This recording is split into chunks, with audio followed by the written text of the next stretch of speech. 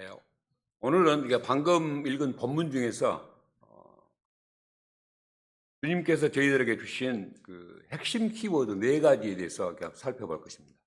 첫째로는 새 사냥꾼인 마귀는 누구를 주요 공격 대상으로 하는가. 두 번째는 사람으로 은유된 그 새의 속성을 통해서 사람은 어떤 존재인가를 한번 알아보고요. 셋째로는 새 사냥꾼의 올무에는 어떤 것들이 있는지 대표적인 것들을 살펴볼 것입니다. 마지막으로 우리가 새 사냥꾼 올무로부터 어떻게 벗어날 수 있는 것인지 이렇게 종합해서 말씀을 전하도록 하겠습니다.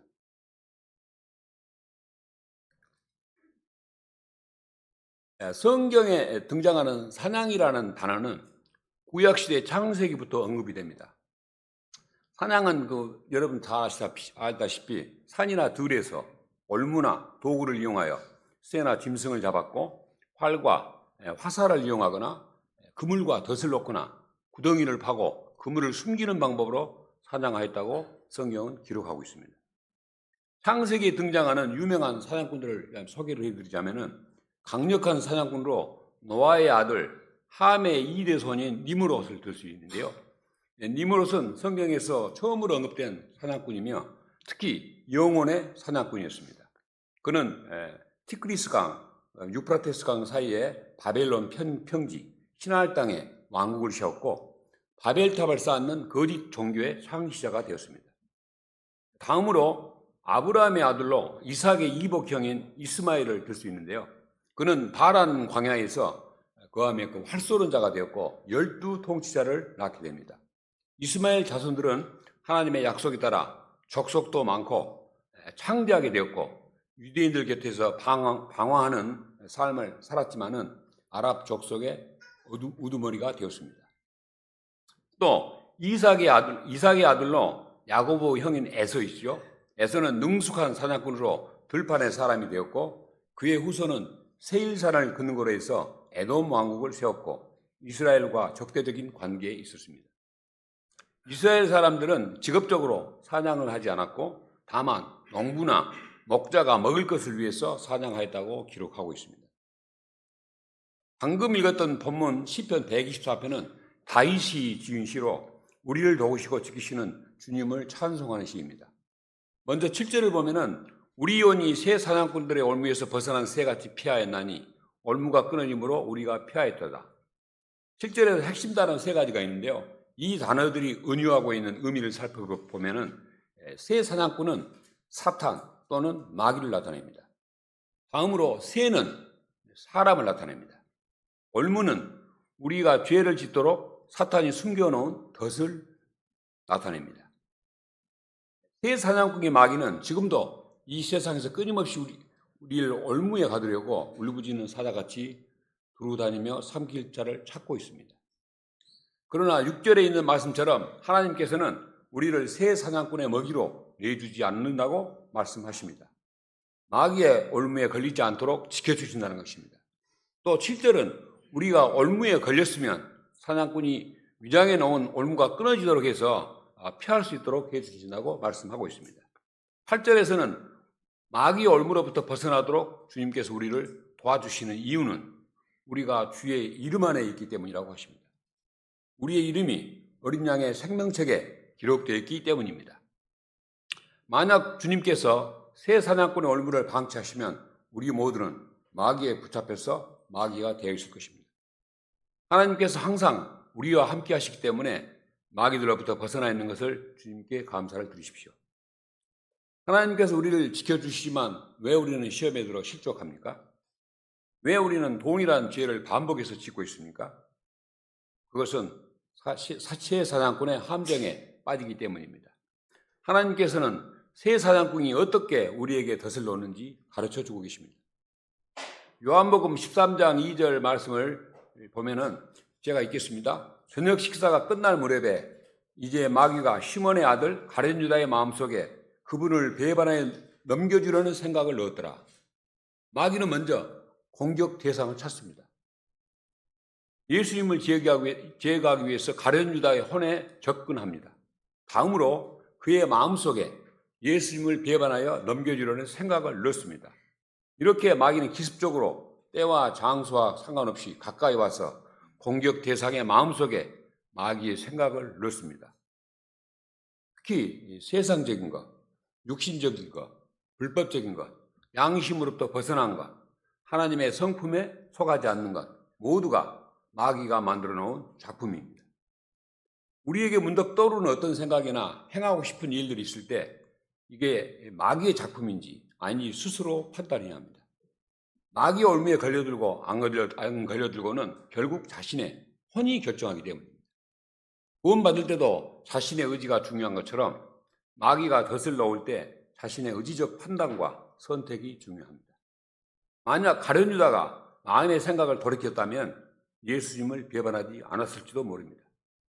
마귀가 넣어준 생각을 떨쳐버리지 못했기 때문에 가룟 유다는 마귀의 지배를 받아서 결국 자신이 마귀가 되었습니다. 누가복음 씨 뿌리는 자의 비유에서도 동일하게 마귀는 우리의 마음을 공격하고 있는 것을 볼 수 있습니다. 누가복음 8장 12절은 제가 읽겠습니다. 길가에 있는 것들은 말씀을 듣지만 그때 마귀가 와서 그들의 마음에서 말씀을 빼앗아 가므로 믿지 못하고 구원받지 못하는 자들이니라. 길가에 있는 것들의 의미는 내 마음이 말씀을 받아들이는 자세가 안 돼 있다는 것을 의미합니다. 사람이 하나님의 말씀을 들을 때 마귀는 마음이 길가에 있는 사람을 너무도 잘 압니다. 말씀을 받아들이는 자세가 안 되어 있는 사람에게 다가가서 곧장 그의 마음에서 말씀을 빼앗아갑니다. 마귀는 우리의 마음을 공격합니다. 말씀을 들을 때 마음의 상태가 중요하다는 것을 보여주고 있습니다. 하나님께서는 우리의 마음이 항상 마귀에게 노출되어 있다는 것을 알고 계십니다. 그래서 하나님께서는 베드로전서 4장 7절 말씀처럼 모든 것의 끝이 가까이 왔으니 너희는 정신을 차리고 깨어 기도하라고 말씀하고 있는 것입니다. 첫 번째 주제입니다. 마귀는 누구를 주요 공격 대상으로 삼을까요? 우리 모두가 마귀에 노출되어 있지만은 마귀가 누구를 주요 공격 대상으로 삼는지 한번 살펴보겠습니다. 첫째, 논쟁과 다툼이 있는 성도들입니다. 디모데후서 2장 25절부터 26절을 보면은 스스로 반대하는 자들을 온유함으로 일깨워 주어야 하리라.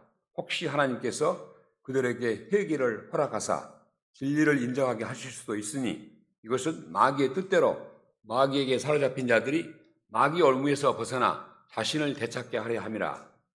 여기서 스스로 반대하는 자들은 앞에 구절 그 문맥을 보면은 논쟁과 다툼이 있는 성도를 나타내고 있습니다. 마귀는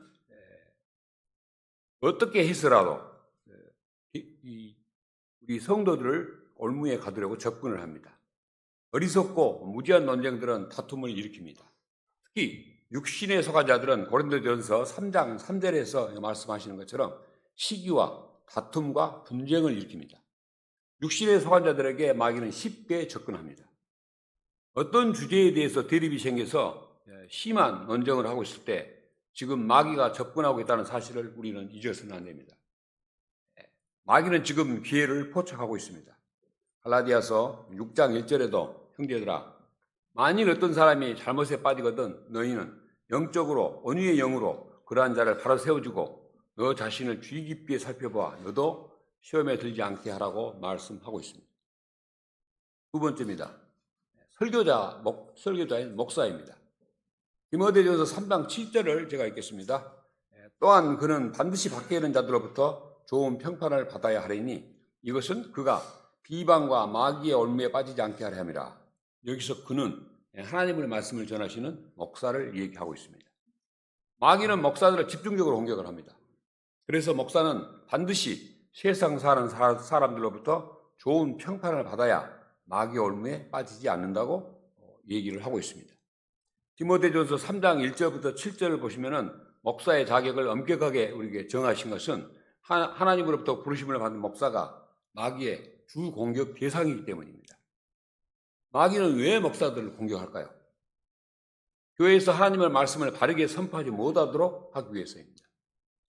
하나님의 말씀보다는 세상의 관심사나 세상 사는 이야기만 선포하도록 공격하는 것입니다. 목사가 이단 교리를 가르치면 우리는 이단 교리의 덫에 걸리게 되고 성경이 없는 전통이나 철학을 가르치고 사람의 지혜나 세상에 떠도는 이야기를 가르치면은 우리는 비성경적인 것을 하나님의 말씀으로 혼동하게 됩니다. 말씀을 전하는 목사의 영향력이 크기 때문에 마귀가 목사에게 덫을 놓는 것입니다. 그래서 목회자나 성경 교사랑 이런 분들에 대해서는 항상 깨어있도록 우리가 함께 교회가 기도를 해야 됩니다. 세 번째입니다. 마귀는 부유하게 되고자 하는 자들을 공격합니다. 디모데전서 6장 9절부터 10절을 제가 읽겠습니다. 그러나 부유하게 되려는 자들은 사람들을 파멸과 멸망에 빠지게 하는 시험과 올무와 여러 가지 어리석고 해로운 욕심에 떨어지나니 이는 돈을 사랑함이 악이 뿌리이기 때문이라.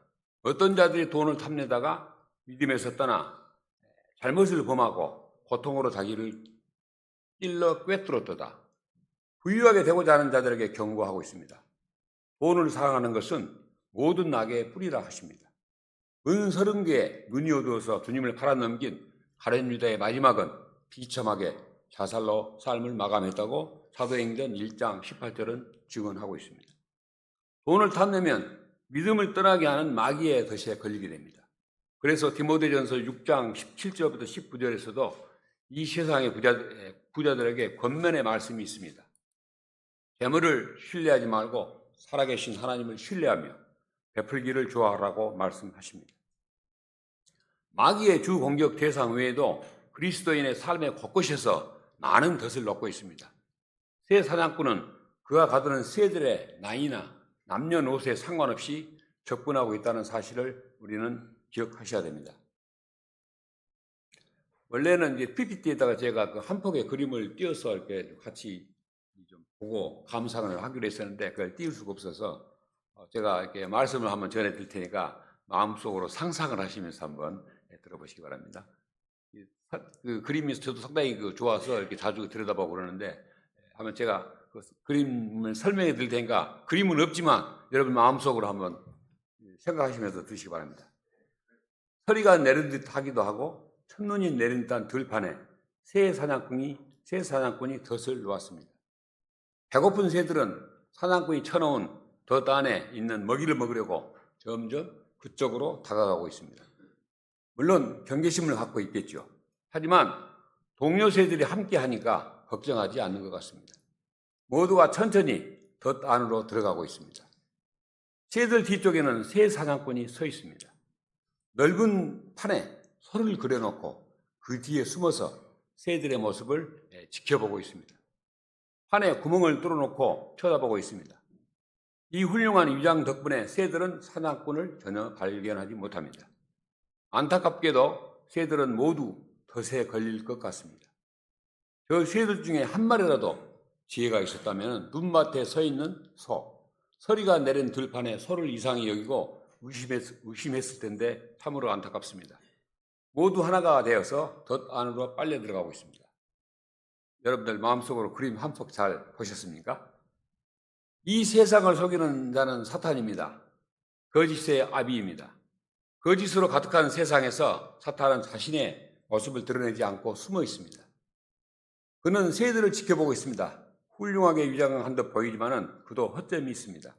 추운 겨울에 외양간이 있어서 서리가 내린 들판에 소가 그려진 위장판을 사용하는 것처럼 사탄은 오만 자만심으로 자신의 실수를 알지 못합니다. 에스더기에 나오는 교만과 욕망이 가득한 하만이 모르드게를 죽이기 위해서 교수대를 세웠지만 결국 그 교수대에서 번이 매달렸던 것처럼 말입니다. 우리는 이 세상의 덫을 구별하게 해달라고 기도해야 합니다. 이 세상에 사탄이 설치해둔 덫과 그 뒤에 숨어있는 사탄의 실체를 분별할 수 있는 영적인 눈을 열어주시도록 기도를 해야 됩니다. 그리고 설령 그 덫에 걸렸을지라도 구원자 대신 주님께서 건져내시도록 기도해야 합니다. 두 번째 주제입니다. 새에 대한 속성에 대해서 한번 살펴보고자 합니다.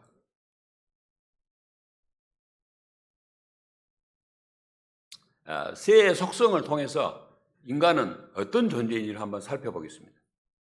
여기서 새는 참새입니다. 참새. 사람을 비유하고 있습니다. 마태복음 10장 29절부터 31절을 보면은 제가 한번 읽겠습니다. 참새 2마리가 아사레온에 팔리지 아니하느냐. 그러나 너희 아버지의 허락 없이는 그것들 중 하나도 땅에 떨어지지 아니하리라.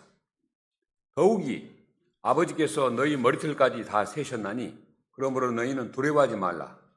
너희는 많은 참새들보다 더 귀중하니라. 참새는 작은 새입니다. 매우 강하지도 않고 매력적이도 않고 총명하지도 않습니다. 작은 새는 올무 안에 있는 어떤 것이 있는지 모른 채 덫에 들어갑니다. 맛있게 보이고 향기로운 냄새가 나는 미끼에 반응하기 시작합니다. 그 미끼는 참새에게 좋은 것이 아니라 그를 포획하고 노예로 만들기 위한 덫입니다. 덫에 걸린 참새들의 유일한 희망은 그들을 놓아주도록 누군가 밖에서 도와주는 것입니다. 모두 덫에 갇혀있기 때문에 서로를 도울 수 없습니다. 그들은 덫에 걸렸습니다. 사람도 자신의 죄로부터 자신을 구해내거나 자신의 혼을 구할 수 없습니다. 새 사냥꾼의 덫에 걸려 시험에 빠져 있다면 외부로부터 누군가를 붙잡아야 합니다. 누구를 붙잡아야 합니까? 시편 91편 3절은 해답을 제시합니다. 그분께서 너를 새 사냥꾼의 올무와 해로운 역병에서 확실히 구출하시리로다. 하나님께서 새 사냥꾼의 올무에서 우리를 구출하십니다. 오직 하나님만이 우리를 마귀 올무에서 건져낼 수 있습니다. 마약 중독자는 마약 중독자 치료센터에서 치료될 수 없습니다. 치료센터들은 바로 올무에서 벗어나도록 도와주려는 새들의 무리일 뿐입니다. 마약 중독자를 치료할 수 있는 유일한 해결 방법은 복음과 예수님의 권능뿐입니다. 두 번째, 참새는 매우 하찮은 존재입니다. 참새가 얼마나 하찮은 존재인지 마태복음과 누가복음의 구절을 비교해 보면 알 수가 있습니다. 마태복음 10장 29절을 보면 참새 2마리가 1아사레온에 팔립니다. 누가복음 12장 6절부터 7절을 보면 참새 5마리가 2아사레온에 팔립니다. 참새 2마리가 1아사레온이니까 4마리는 산술적으로 2아사레온에 팔려야 되는데 5마리를 2아사레온에 팝니다. 하나님께서 참새를 파실 때 바긴 세일을 합니다. 1마리 정도는 덤입니다. 1마리는 무료로 팔고 있습니다. 참새를 1마리씩이나 끼워 파는 것은 참새가 얼마나 하찮은 존재인지 알 수 있습니다. 하나님께서 사람을 참새로 비유하신 것은 우리 자신이 어떤 대단한 존재로 착각하지 않도록 하기 위함입니다. 사람을 새에 비유하려면 참새보다 차라리 말 잘하는 앵무새, 먹이를 잘 잡는 용맹스러운 독수리, 아니면 우아한 학으로 비유하지 왜 하찮은 참새입니까? 라고 질문할지도 모르겠습니다. 하나님께서는 이런 비유 하나도 우리가 겸손해야 함을 깨우쳐주기 위함입니다. 비록 참새 2마리가 1아사레온에 팔리지만 아버지의 허락 없이는 그것들 중에 하나도 땅바닥에 떨어지지 아니하리라 하십니다. 하나님께서는 우리의 머리털까지 세우고 계십니다. 지켜주시고 보호해 주시기 때문에 두려워하지 말라고 하십니다. 이 말씀의 다른 의미는 참새가 땅에 떨어진다면 하늘의 아버지께서 땅에 떨어지도록 허락하시는 것을 의미하는 것입니다.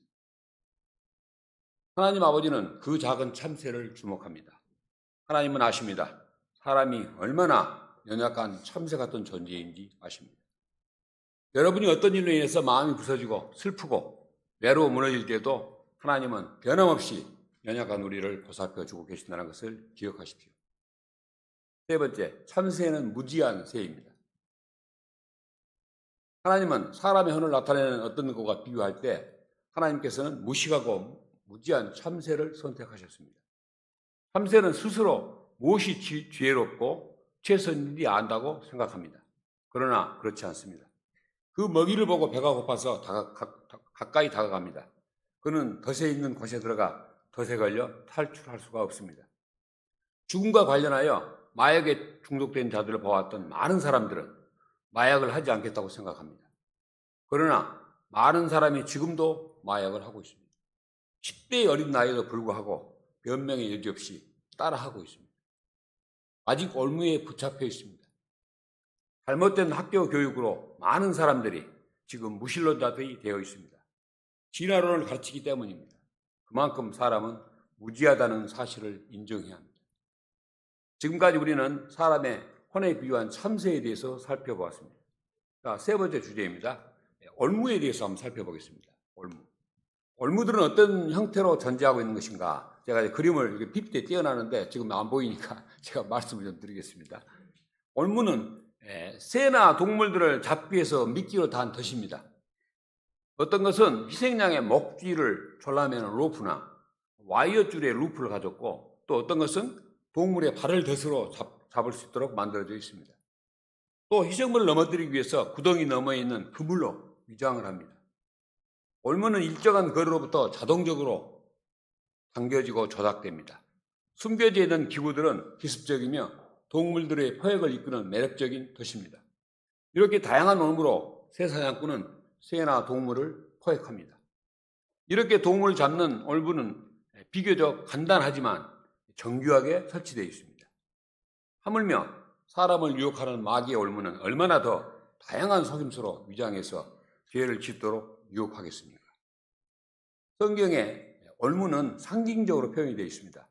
생명을 노리는 줄, 그다음에 사망, 고난, 고통과 절망, 멸망, 파멸과 멸망에 빠지게 하는 시험 등 다양하게 표현이 되어 있습니다.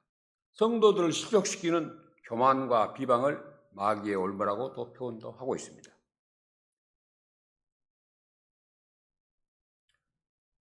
마귀가 우리를 덫에 걸리게 하는 올무가 여러 가지가 있는데 어떤 것들이 있는지 대표적인 올무 6가지에 대해서 한번 살펴보겠습니다.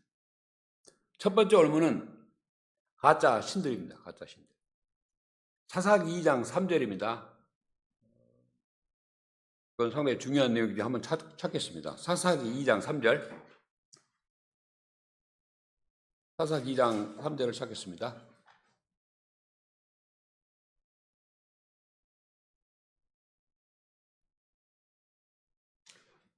사사기 2장 3절을 찾으셨으면 함께 읽겠습니다. 시작. 그러므로 나도 말하기를 내가 그들을 너희 앞에서 쫓아내지 아니하리니 그들이 너희 옆구리에 가시가 되고 그들의 신들이 너에게 올무가 되리라 하였노라. 이스라엘 민족이 이집트에서 나와서 길갈에서 복임에 이르렀을 때에 주의 천사는 이스라엘 민족에게 그 땅에 가나안 거주민들과 동맹을 맺지 말고 거주민들의 재단을 헐라고 하였지만 그들은 순종하지 않았습니다. 이스라엘은 이집트 땅에서 자기 조상들을 데리고 나오신 주 하나님을 버리고 다른 신들을 따라갔습니다. 그 땅의 거주민들의 신들이 올무가 되었습니다. 금과 은과 놋과 돌과 나무로 만든 우상들, 보거나 듣거나 걷지 못하는 바알과 아스타롯 같은 우상들에게 경배하는 것은 마귀의 올무가 됩니다. 이스라엘을 향한 주의 분노가 맹렬히 타올라서 재앙을 내리셨고 고통을 주셨다고 기록하고 있습니다. 젊은 시절 제 자신 역시 우상의 올무에 걸려 그것이 죄인지 모르고 살아왔습니다. 주님을 만나기 전에는 세상과 더불어 살았습니다. 성묘 다닐 때나 기일에 조상신에 절하면서 술도 따랐고 회사에서 매월 초 안전고사를 지낼 때 돼지머리 올려놓은 제사상에 절하면서 안전을 기원했던 무지함을 보인 젊은 시절이 저에게도 있었습니다. 그러나 가증한 우상 숭배에서 벗어나게 해준 것은 우리 주 예수 그리스도였습니다. 두 번째 올무는 재물입니다. 부유하게 되려는 자들의 재물이 올무입니다. 디모데전서 6장 9절부터 10절 말씀으로 재물을 찾는 욕심 많은 사람들은 올무에 걸리게 됩니다. 재물은 파멸과 멸망을 빠지게 하는 시험과 올무와 여러 가지 욕심에 빠지게 하는 악의 뿌리입니다. 우리가 살아가는 데 있어서 필수적으로 돈은 필요하지만 믿음을 떠날 정도의 탐욕으로 돈의 노예가 되면 많은 고통이 뒤따르며 심지어는 자살할 수도 있다 하십니다. 세 번째 올무는 거짓 대언자입니다. 호세아 9장 8절을 제가 읽겠습니다. 에브라임의 파수꾼은 내 하나님과 함께 하였으나 대언자는 그의 모든 길에서 새 사냥꾼의 올무가 되었고 그의 하나님의 집에서 미운 것이 되었도다. 마태복음 7장 15절에서도 거짓 대언자들을 조심하라. 그들은 양의 옷을 입고 너에게 오지만 속은 약탈하는 일인이라고 말씀하고 있습니다. 거짓 대언자들은 많은 사람을 속입니다. 이단 교리를 가지고 거짓말을 밥 먹듯이 하고 좋은 말과 빼어난 말솜씨로 순진한 사람들의 마음을 속입니다. 디모데전서 4장 1절에도 말세에는 마귀들의 교리에 주의를 기울이라고 분명히 말씀하고 있습니다. 이단 종교 지도자가 넘쳐납니다. 신사도운동, 치유의 은사주의, 종교 통합운동 등 비성경적인 운동에 대해 영적 분별력이 필요한 세상입니다. 성도들의 영적 성숙의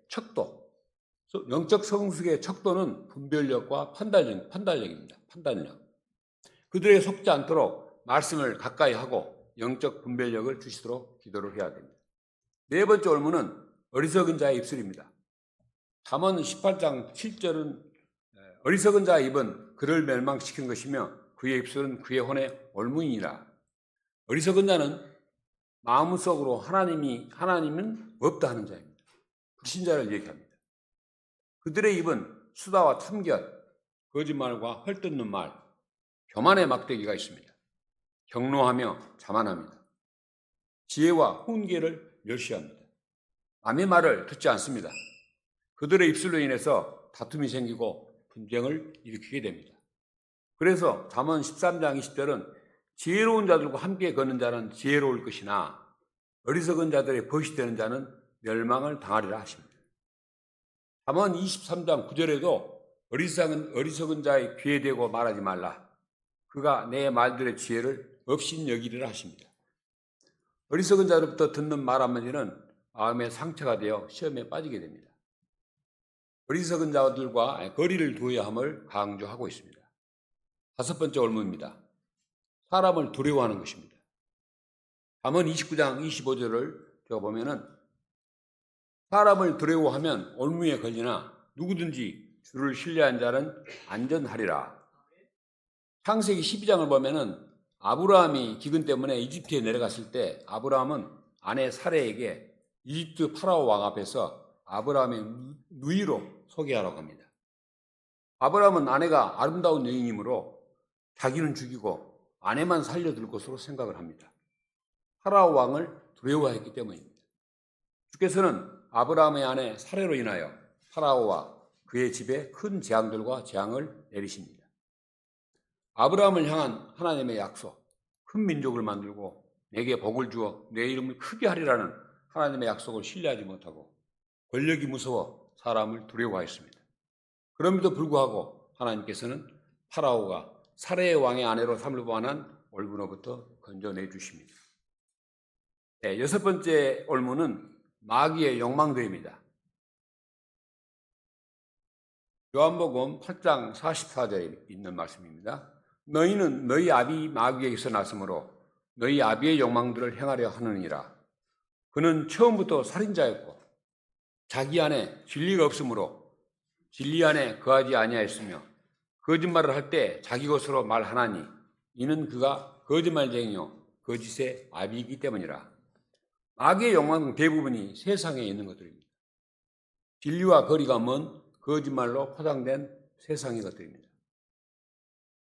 비조된 이단 종교, 새로운 복음주의 교회, 신사도운동, NIV와 같은 최신의 성경 버전, 잘못된 교제와 결혼, 중독성이 있는 폭력 영화, 외설물, 알코올, 담배, 마약, 도박, 게임, 디스코 클럽, 락 음악 등 우리 주위의 세상적인 것들이 너무나 많습니다. 지금까지 마귀가 우리에게 놓은 올무 6가지에 대해서 한번 살펴봤습니다. 이제 마지막 주제입니다. 새 사단꾼의 올무로부터 그러면 우리는 어떻게 벗어날 수 있는 것인가? 5가지 내용에서 살펴보겠습니다. 첫 번째, 주를 두려워하는 것입니다. 잠언 14장 27절 9절은 주를 두려워하는 것은 생명의 셈이라 사람을 사망의 올무들에서 떠나게 하느니라. 하나님을 두려워하는 것이 지혜의 시작입니다. 하나님을 두려워하면 그분의 모든 법규와 명령을 지키게 됩니다. 하나님을 두려워하면 우리의 날들이 길게 된다고 장수 비결도 말씀하십니다. 하나님을 두려워해야 그분의 길로 걷고 그분을 살아가게 되며 하나님을 섬기게 됩니다. 그분의 길로 걸을 때 올무들에서 벗어나게 해줍니다.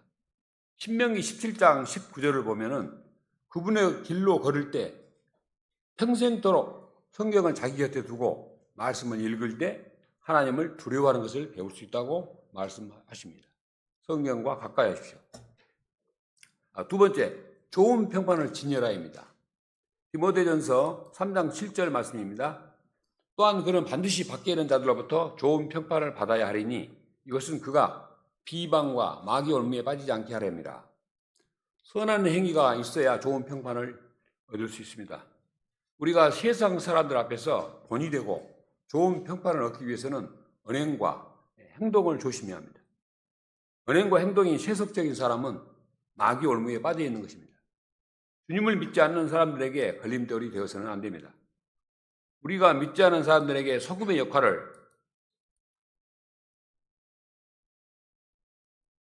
역할은 물론 빛을 비추어서 믿지 않는 사람들이 하나님께 영광을 돌리도록 하는 것이 저희들의 일입니다. 세 번째입니다.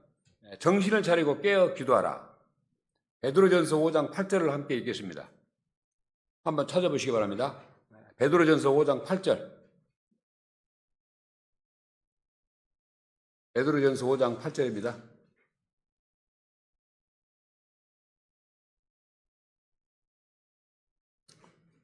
다 찾으셨으면 함께 읽겠습니다. 시작. 정신을 차리라. 깨어있으라. 너희 대적 마귀가 울부짖는 사자같이 두루다니며 삼킬 자를 찾나니. 마귀는 때와 장소와 상관없이 나이와 상관없이 다양한 방법으로 울부짖으며 삼킬 자를 찾고 있습니다. 마귀는 예수님의 제 이름을 가장 싫어합니다. 말세가 가까울수록 마귀는 더욱 거세게 소란을 피울 것입니다. 마귀는 우리가 드리는 기도를 매우 싫어합니다. 주님 안에서 간구하며 기도할 때 마귀는 우리에게 접근하지 못할 것입니다. 네 번째입니다. 하나님께 복종하라입니다.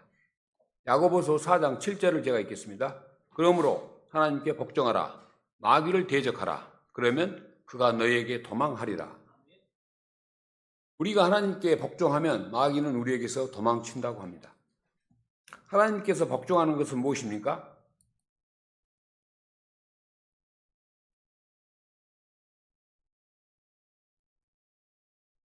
하나님께 가까이 나아가는 것입니다. 하나님께 가까이 나아가는 것입니다. 주의 눈앞에서 스스로 겸손해야 하는 것입니다. 주님의 말씀에 순종하는 것입니다. 그렇게 하면 그분께서 우리에게 가까이 다가오십니다. 하나님과 우리가 가까이 있기 때문에 마귀는 공격할 틈이 없는 것입니다. 하나님께 복종하십시오. 다섯 번째입니다. 하나님의 전신갑주를 입으라. 에베소서 6장 11절 말씀을 함께 읽겠습니다. 제가 읽겠습니다. 너희가 마귀의 관계들을 대적하여 설 수 있도록 하나님의 전신갑주를 입으라.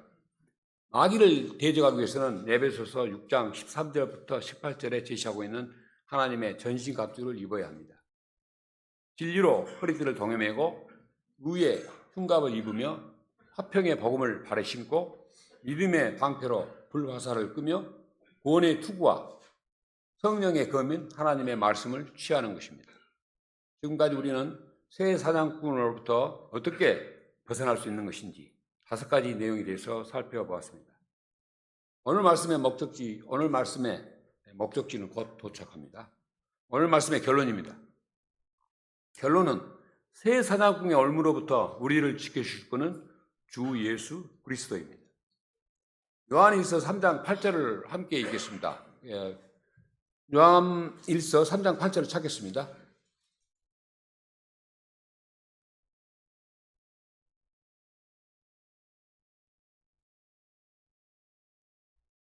다 찾으셨으면 함께 읽겠습니다. 시작. 죄를 범하는 자는 마귀에게 속하나니 이는 마귀가 처음부터 죄를 짓기 때문이라. 하나님의 아들께서 나타나신 목적은 이것이니 곧 그분께서 마귀 일들을 멸하시는 것이라. 누가복음 10장 17절을 보면은 주님은 70명 제자들을 각 도시로 보내서 하나님의 왕국이 가까이 왔음을 전파하게 합니다. 70명 제자들이 돌아와서 얘기합니다. 주여, 주의 이름으로 말미암아 마귀들도 우리에게 굴복하나이다 하고 기뻐합니다. 예수님 이름만 들어도 마귀는 굴복합니다. 예수님께서 이 땅에 오신 목적이 무엇이라 했습니까? 마귀의 일들을 멸하시려는 것이라 했습니다. 마귀의 일들은 무엇입니까? 우리가 죄를 짓도록 거짓말로 속이고 시험하고 말씀을 훔치며 믿음에서 떠나게 하고 복음의 빛이 비치지 못하도록 유혹하고 확 속삭이는 것입니다. 죄 없이 땅에 오신 유일한 사람 오직 한 분은 주 예수 그리스도입니다. 예수님은 사탄의 올무로부터 우리를 구할 수 있는 유일하신 분입니다. 계시록 20장 2절부터 3절의 말씀처럼 재림 후에 예수님은 마귀를 붙잡아서 1000년 동안 결박하여서 바닥 없는 구덩이에 가두고 봉인하여서 민족들을 속이지 못하게 할 것이며 결국 마귀의 일들을 멸하실 것입니다. 그러나 지금은 마귀가 사형 판결은 받았으나 집행되지 않아서 울부짖는 사자같이 삼킬 자를 찾고 있습니다. 그래서 정신을 차리고 깨어있으면 울부짖는 사자를 잡을 수 있습니다. 누가 사자를 잡을 수 있습니까? 동물원 사자라는 글이 있습니다. 동물원의 사자. 이제 그림이 있으면 좋은데 없어서 제가 말씀을 좀 드리겠습니다. 아무튼 마음속으로 상상하시면서 한번 들어보시기 바랍니다. 동물원의 사자라는 글이 있습니다. 동물원 사육장을 상상하시면서 들어보시기 바랍니다. 사자는 동물원으로부터 달아났으나 사육사들은 사자를 잡을 수 없었습니다. 사육사들은 사육장 안에는 어린 양을 두었습니다. 달아난 사자는 배가 고파 다시 사육장 안으로 들어갔습니다. 사자는 어린 양을 먹었습니다. 그때서야 사자는 자신이 덫에 걸린 것을 발견했습니다. 오늘 달아난 또 다른 사자가 있습니다. 매일매일 또 다른 사자는 사육장을 탈출하지만 배가 고프면 사육장 안으로 들어와 어린 양을 먹을 것입니다. 사자는 그리스도인이 뒤에 숨어 있습니다. 우리는 사자가 어떻게 붙잡힐 수 있는지를 압니다.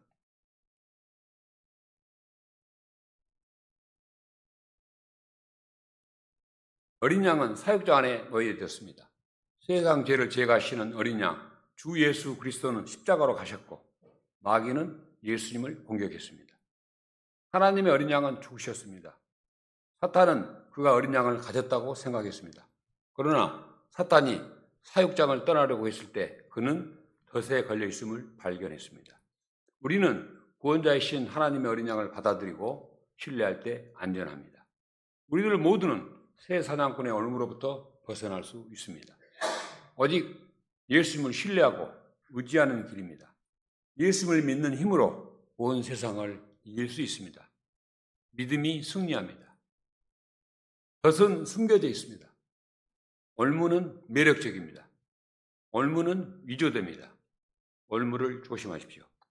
오늘 말씀의 핵심은 때와 장소와 남녀노소에 상관없이 무차별적으로 집요하게 울부짖는 새 사냥꾼의 올무로부터 우리를 지켜주실 분은 주 예수 그리스도 한 분뿐이라는 사실입니다. 마귀가 우리의 마음속에 악한 생각을 넣을 때마다 예수님하고 주님의 이름을 부르십시오. 마귀는 멀리 도망갈 것입니다. 이상으로 주일 오전 설교를 마치도록 하겠습니다. 모두 일어나셔서 찬송가 313장